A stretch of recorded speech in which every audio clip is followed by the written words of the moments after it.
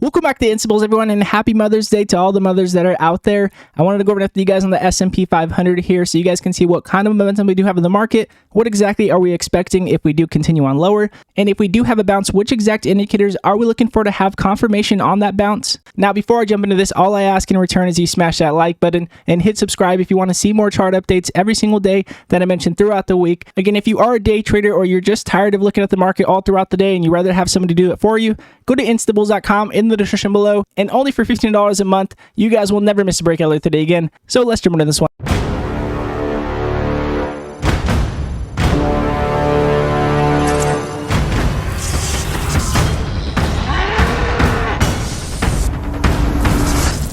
So jumping into the daily chart with you guys here on the SPY, again, this is the S&P 500. To recap on the week, again, we were leading into Jerome Powell on Wednesday. We were expecting a 50-point base rate hike, which is exactly what did happen. A lot of people are curious if he would be open to a 75-point base rate hike. He mentioned that 75-point base rate hikes were not on the table. And we were also curious if he's going to speed up or increase balance sheet runoffs. He mentioned that we were not going to have balance sheet runoffs for this meeting, that we would possibly have them in June. So we're going to see if he does mention that in June. And two problems that he did mention was Russia and Ukraine's war and China's lockdowns. So if China does increase lockdowns, if we for some reason start to have lockdowns, or Russia and Ukraine for some reason start to escalate, tomorrow is victory day for Russia. We'll see if anything does escalate going into tomorrow.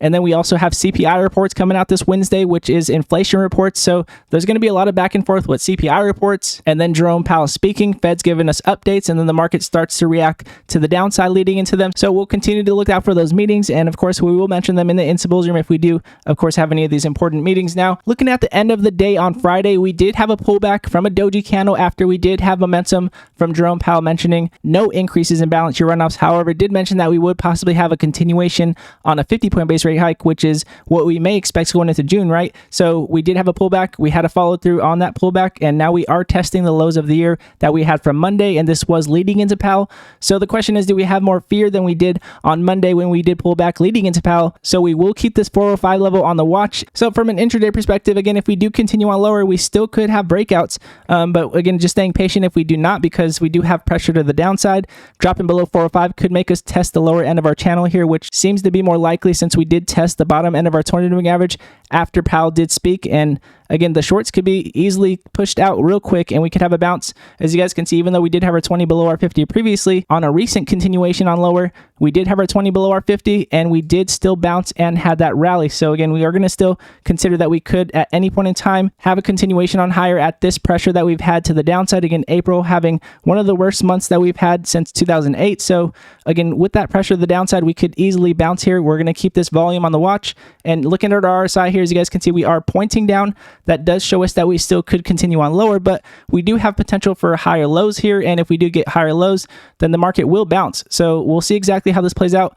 Being careful with that 405 level is more important than anything, in my opinion. So we'll definitely be careful going into this week, leading into CPI reports on Wednesday. And looking at the MACD here, as you guys can see, our EMA lines are pointing down. We are below the median of our MACD, and we are not increasing in sell pressure too heavily. So if we do start to turn around here on our EMA lines, then we could have a possible bounce, and that could be possibly when we do drop down below 405 and hit the lower end of our channel here. So we'll see what happens here. Just staying patient. Again, two things to watch out for. Again, tomorrow's Russia's victory day, making sure that there's no major escalation, and keeping CPI reports on watch going into this Wednesday to see if we do increase in CPI. Again, our previous CPI expectations were at 8.3. We increased to 8.5. That's a lot lower than we have been increasing from CPI to another. So we could have a possible decrease in CPI, which could give us that bounce as well. So we'll see if we do decrease in CPI. A lot of Feds did mention before Jerome Powell spoke on Wednesday that we were at the peak of inflation. So if we do get a negative CPI, then we'll see if we do get a bounce as well going to this Wednesday. Now, again, with that said, if you are a day trader or you are looking for intraday perspective breakouts, I know the market's very choppy from a swing and long trade perspective. Go to instables.com in the description below,